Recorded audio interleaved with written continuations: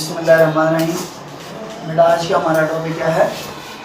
Physical properties of alkene.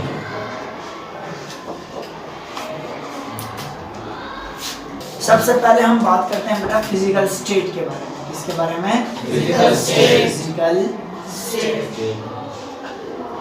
अच्छा, physical state के बारे में बात करें तो फिजिकल स्टेट अल्केन की क्या है? आपको पता है कार्बन यहाँ से स्टार्ट होता है CH4 C2H6 C3H8 up to so on, ऐसे ही है ना?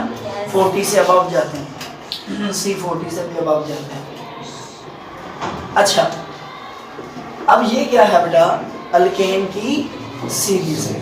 क्या है? अल्केन की सीरीज।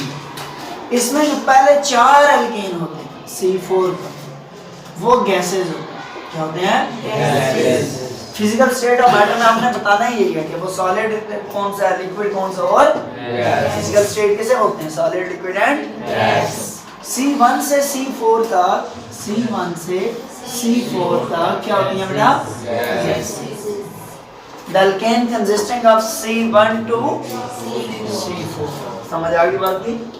तो उसे क्या बोलते हैं? These are gases। अच्छा, C4 से अब ऑन कहाँ तक? समझ लो C5 से। यहाँ पे आपके पास लिखा होगा C10, हालांकि ये C10 तक नहीं जाता, ये C17 तक जाता है। आप इसको एक्सप्लेनेशन में इसको सेकेंड ईयर में पढ़ोगे, लेकिन आपके सिलेबस के मुताबिक हम बात करेंगे तो बुक में क्या लिखा हुआ है बेटा? C5 से C10 तक जो होती हैं ये गैसेस, लिक्विड। क्या होते हैं? लिक्विड। और उससे ऊपर 11 से अप टू सो ऑन, ये क्या होते हैं बेटा? सॉलिड। समझ आई बात की? फिजिकल स्टेट में हमें क्या पता चला? C1 से लेकर C4 तक होंगे, C5 से C10 तक, और उससे अब जो भी होंगे वो क्या होंगे? सॉलिड। समझ आ गई बात की? हालांकि ये इंफॉर्मेशन करेक्ट नहीं है, लेकिन आपके बुक के मुताबिक बस क्या कह सकते हैं। अच्छा, आगे फिजिकल स्टेट के बारे में पता चल गया बेटा। सॉल्युबिलिटी की बात करें तो देखिए अल्केन क्या होते हैं? नॉन पोलर होते हैं। क्या होते हैं? Non polar. हालांकि हमने पढ़ा था नॉन पोलर वो होते हैं जो सेम टाइप ऑफ एटम की तरह में बने। ये सेम टाइप ऑफ एटम नहीं है CH4, जो डिफरेंट टाइप ऑफ एटम है। नॉन पोलर क्यों है ये? इनका डायपोल मूवमेंट 0 होता है। जिनका डायपोल मूवमेंट 0 होते हैं ये तो आप चलो सेकेंड में पढ़ोगे। वो शॉर्टकट बताऊं, अगर इलेक्ट्रोनेगेटिविटी डिफरेंस 0 से लेकर 0.4 तक आए तो वो चीज क्या होगी? Non polar. अगर इलेक्ट्रोनेगेटिविटी डिफरेंस कहां से कहां तक आए? 0 से 0.4। इलेक्ट्रोनेगेटिविटी डिफरेंस का मतलब एक C है और साथ क्या है बेटा? CH। हाइड्रोकार्बन में क्या होगा? कार्बन और हाइड्रोजन ही होंगे। अभी देखो, कार्बन की इलेक्ट्रोनेगेटिविटी होती है 2.5 और हाइड्रोजन की होती है 2.1। तो डिफरेंस क्या आएगा? 2.5 माइनस 2.1 इज इक्वल टू 0.4। इसका मतलब इलेक्ट्रोनेगेटिविटी डिफरेंस कितना आया? 0.4। तो जो 0 से लेकर 0.4 तक इलेक्ट्रोनेगेटिविटी डिफरेंस आएगा तो वो क्या कहलाएगी? Non polar. तो इसका मतलब अल्केन सारे के सारे जो होते हैं वो क्या होते हैं बेटा? Non polar. अगर ये नॉन पोलर है तो आपने एक प्रॉपर्टी पढ़ी थी, लाइक डिसॉल्व लाइक 9th में। पोलर पोलर में हल होगा, non polar non polar. Like dissolve like का मतलब क्या है? पोलर पोलर में हल होता है, नॉन पोलर नॉन पोलर। तो ये अगर नॉन पोलर है, क्या ये पोलर में हल हो सकता है? नहीं हो सकता है। तो ये किस में हल होगा? नॉन पोलर ही में हल होगा। समझ आ गई बात की? As we know that alkane are non-polar compound, therefore they are insoluble in polar compound। इसीलिए ये पानी में insoluble या पोलर में insoluble होंगे। They are soluble in non-polar solvent like organic solvent। Organic solvent जितने भी होते हैं उसमें हाइड्रोकार्बन होते हैं, जिसमें हाइड्रोकार्बन आ गया वो नॉन पोलर ही होगा। इसका मतलब ये ऑर्गेनिक सॉल्वेंट ही में हल हो सकते हैं। किसमें हल हो सकते हैं? Organic solvent. समझ आ गई बात की बेटा? सॉल्युबिलिटी के लिहाज से देखें तो ये क्या होते हैं? Non polar. और ये सॉल्युबल किसमें होते हैं? Non polar solvent like organic. आगे किसके बारे में बात करेंगे बेटा? अभी आगे अगर देखें वो है डेंसिटी। किसके बारे में? डेंसिटी। मुझे बताएं डेंसिटी किसे कहते हैं? मास पर यूनिट वॉल्यूम किसे कहते हैं? Mass per unit volume of an object is called density.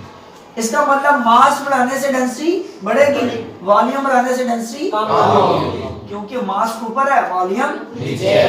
ये डायरेक्टली प्रोपोर्शन है, ये या फिर एक और बात है, ऊपर अगर ज्यादा वैल्यू रखोगे तो आंसर ज्यादा आएगा, ऊपर अगर कम वैल्यू रखोगे आंसर नीचे, अगर ज्यादा वैल्यू रखोगे तो आंसर कम आएगा।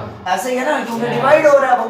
इसका मतलब मास के बढ़ाने से डेंसिटी बढ़ेगी, वॉल्यूम के बढ़ाने से डेंसिटी कम होगी। जब हम ऊपर से नीचे आते हैं बेटा, C1 से C4, C1 से सो ऑन नीचे आते हैं, इसमें एक कार्बन और 4 हाइड्रोजन, इसमें कितने कार्बन होंगे? अच्छा, इसका वजन कितना होगा? कार्बन का डायन मास कितना होता है बेटा? 12। एक हाइड्रोजन का वजन कितना होता है? 1। तो 4 हाइड्रोजन का वजन कितना होगा? 4।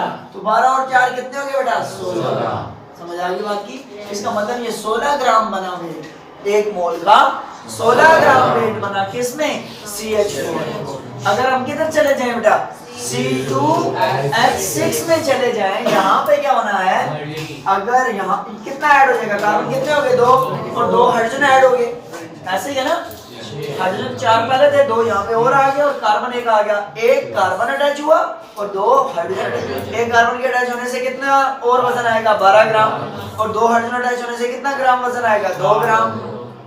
2 हाइड्रोजन ऐड होंगे तो कितना आएगा? 2 ग्राम। 12 और 2 14 ग्राम ऐड हो जाएगा। 16 और 14 30 ग्राम इसमें इसका इथेन का वेट हो जाएगा। डेंसिटी बढ़ेगी कम होगी? ऊपर से नीचे है, इसकी डेंसिटी ज्यादा है या इसकी डेंसिटी ज्यादा है? नीचे वाले की डेंसिटी ज्यादा है, क्योंकि इसका वेट ज्यादा, इसका मास ज्यादा होगा, इसका मास। जो नीचे आते जाएंगे मास बढ़ता जाएगा, जो मास बढ़ता जाएगा उसकी डेंसिटी भी बढ़ती जाएगी। अभी देखो ऊपर वाले गैसेस हैं, गैसेस का वॉल्यूम क्या होता है? ज्यादा होता है, और आहिस्ता आहिस्ता लिक्विड है, मॉलिक्यूल आपस में क्या आते जाते हैं? करीब, और वॉल्यूम क्या होना शुरू हो जाता है? कम। सॉलिड के केस में आएंगे मॉलिक्यूल और जुड़ जाएंगे, वॉल्यूम और कम हो जाएगा। ऊपर से नीचे आए तो वॉल्यूम कम हो रहा है, वॉल्यूम कम होने से डेंसिटी बढ़ती है, और मास बढ़ रहा है, मास बढ़ने से भी डेंसिटी बढ़ती है। इसका मतलब जब भी आप अल्केन की होमोलोगस सीरीज में आएंगे, समझ आ गई बात की? अल्केन के होमोलोगस सीरीज में, होमोलोगस मतलब एक जैसा जो सीरीज है, सब में सिंगल बॉन्ड है, ऐसे ही ना? होमोलोगस सीरीज में आएंगे तो क्या होगा बेटा? उसका मास बढ़ेगा, वॉल्यूम कम होगा। मास बढ़ने से और वॉल्यूम कम होने से डेंसिटी बढ़ती है। समझ आ गई बात की? इसका मतलब क्या हुआ? density of alkane increases gradually with the increase of atomic masses। समझ आ गई बात की? जो डेंसिटी होती है अल्केन की वो ग्रेजुअली इंक्रीज होती है with the increase of atomic mass. समझ आ गई बात की? आगे किसकी बात करेंगे? देखिए मेल्टिंग एंड बॉइलिंग पॉइंट को डिस्कस करते हैं। इसको आप आगे पीछे भी इन पॉइंट्स को लिख सकते हैं, मेल्टिंग एंड बॉइलिंग। वही बात आ गई, सेम आपने समझा हुआ है, आप इसको आसानी से खुद भी बता सकते हो। मुझे बताओ अल्केन के ऊपर से नीचे आते हुए मेल्टिंग और बॉइलिंग पॉइंट में क्या फर्क पड़ेगा? मेल्टिंग पॉइंट में क्या फर्क पड़ेगा? सोचते हैं जरा, डिस्कस करते हैं बेटा। अगर यहाँ पे हमारे पास क्या है? C1 है, C2 है, यहाँ पे H कितना हो जाएगा? CH4 C2H अब ऊपर वाली गैसेस है, ऐसे ही है। ये मेल्ट थोड़ी होगी ना, बॉयल होगी, गैसेस है। नीचे आए क्या है? लिक्विड है। लिक्विड क्या होगा? बॉयल होगा। उससे नीचे आए तो क्या है? सॉलिड है। सॉलिड क्या होगा? मेल्ट होगा। ऐसे ही है, सोचें। ऊपर से नीचे मास बढ़ता है ना, मास बढ़ता है, मॉलिक्यूल आपस में क्या आते हैं? करीब आते हैं। जितने मॉलिक्यूल करीब आएंगे उनके दरम्यान में फोर्स ऑफ अट्रैक्शन क्या हो जाएगी? बढ़ जाएगी। ऐसे क्या? इनके दरम्यान में ऊपर वालों के दरम्यान में फोर्स ऑफ अट्रैक्शन ज्यादा है या नीचे वालों के दरम्यान में फोर्स ऑफ अट्रैक्शन ज्यादा है? नीचे वालों के दरम्यान में फोर्स ऑफ अट्रैक्शन ज्यादा है, जिसकी वजह से मॉलिक्यूल आपस में मजबूती से जुड़े हुए हैं। इसका मतलब मॉलिक्यूल आपस में मजबूती से जुड़े हुए हैं, वो जल्दी मेल्ट भी नहीं हो सकेंगे, जल्दी बॉयल भी नहीं हो सकेंगे, क्योंकि मेल्ट और बॉयल करने के लिए हीट देनी पड़ती है। अगर हीट उस इंटरमॉलिक्यूलर फोर्सेस को क्या करेगी? तोड़ेगी, तब जाके चीज मेल्ट होगी या समझ आ गई बात की? इंटरमॉलिक्यूलर फोर्सेस को तोड़ने के लिए हीट देनी पड़ती है, तो वो मेल्ट होता है और बॉयल होता है। अगर इंटरमॉल फोर्सेस कम हुई तो वो जल्दी मेल्ट और बॉयल हो जाएगा। अगर इंटरमॉल फोर्सेस क्या हुई? ज्यादा हुई तो वो जल्दी मेल्ट भी नहीं हो सकता और बॉयल भी नहीं हो सकता। इसका मतलब जब ऊपर से नीचे आएंगे हम तो मेल्टिंग और बॉइलिंग पॉइंट में क्या फर्क पड़ेगा बेटा? जो मेल्टिंग और बॉइलिंग पॉइंट है वो बढ़ जाएगा। क्यों? क्योंकि वजन बढ़ रहा है, नीचे लिक्विड है, नीचे सॉलिड है, ये जल्दी मेल्ट और बॉइल नहीं होंगे। इसका मतलब मेल्टिंग और बॉइलिंग पॉइंट क्या हो रहा है बेटा? बढ़ रहा है, क्योंकि एटॉमिक मास बढ़ रहा है। एटॉमिक मास के बढ़ने से इंट्रामॉलिक्यूलर फोर्सेस बढ़ रहे हैं, मॉलिक्यूल क्या आ रहे हैं, उनकी फिजिकल स्टेट चेंज हो रही है। फिजिकल स्टेट चेंज होने से गैस से लिक्विड, लिक्विड से सॉलिड में कन्वर्ट हो रहा है, मतलब इंटरमॉल फोर्सेस बढ़ रही हैं। इंटरमॉल फोर्सेस बढ़ने से हमें ज्यादा हीट प्रोवाइड करनी पड़ेगी उसको मेल्ट करवाने के लिए और बॉइल करवाने के लिए, इसीलिए मेल्टिंग और बॉइलिंग पॉइंट क्या होगा? बढ़ेगा। समझ आ गई बात? Melting and boiling point of organic of alkane और alkane increases gradually with the increase of atomic mass. समझ आ गई बात? मसला बनाएंगे, आगे बात करते हैं किसकी बेटा? विस्कोसिटी। नेक्स्ट हमारे पास जो प्रॉपर्टी है वो क्या? विस्कोसिटी। विस्कोसिटी कहते हैं, समझ लें, गाढ़ेपन को। मिसाल के तौर पर मैं आपको दो चीजें बताऊं, जिसमें पार्टिकल आपस में करीब करीब होंगे वो ज्यादा विस्कस होती है। वो क्या होती है चीज? ज्यादा विस्कस होती है। अगर मैं आपको बताऊं कि बेटा एक तरफ शहद है और एक तरफ क्या है? पानी है, मुझे बताएं इन दोनों में से विस्कस कौन सा ज्यादा? आप क्या कहते हैं? शहद ज्यादा विस्कस। समझ आ गई? There particles are very close to each other. समझ आ गई?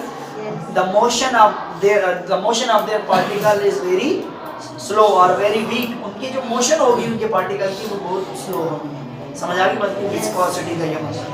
मुझे बताओ जो जो ऊपर से नीचे आओगे तो क्या होता है बेटा?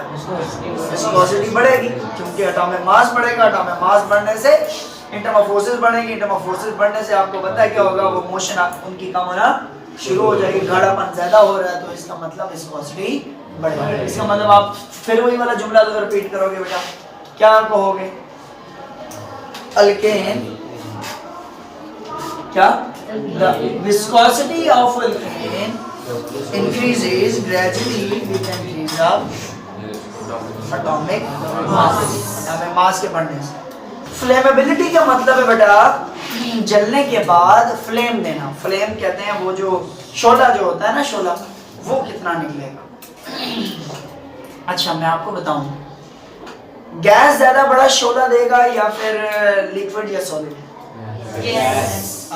मिसाल के तौर पर आपके पास कोई गैस है, वो ज्यादा फ्लेम देगी, उसके मुकाबले में अगर आप पेट्रोल या डीजल को जलाओगे वो इतना फ्लेम उसके मुकाबले में नहीं देगा। देगा सही उसके मुकाबले। फिर अगर आप लकड़ी को जलाओ, कोयले को जलाओ, कोयले को जलाओ तो क्या होगा? वो बहुत कम देगा।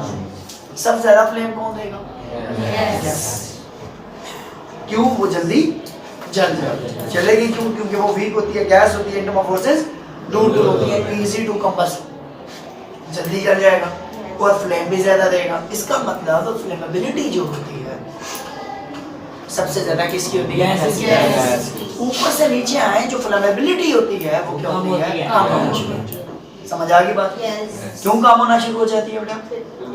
नंबर ऑफ कार्बन बढ़ना शुरू हो जाते हैं। कार्बन के बढ़ने से डेंसिटी बढ़ती है, डेंसिटी के बढ़ने से वो उसकी फिजिकल स्टेट चेंज हो जाती है, जिसकी वजह से वो इजी नहीं होता कि उसके जलना इजी नहीं होता। वो जलती तो है लेकिन उसके मुकाबले में, गैस के मुकाबले में उसकी कंबस्टिबिलिटी कम हो जाती है और फ्लेमेबिलिटी भी कम हो जाती है। समझ आ गई बात? कोई मसला है इसमें? तो हमारे पास कितनी प्रॉपर्टीज हैं बेटा? पहले हमने किसके बारे में बात किया? Physical state, solubility, density,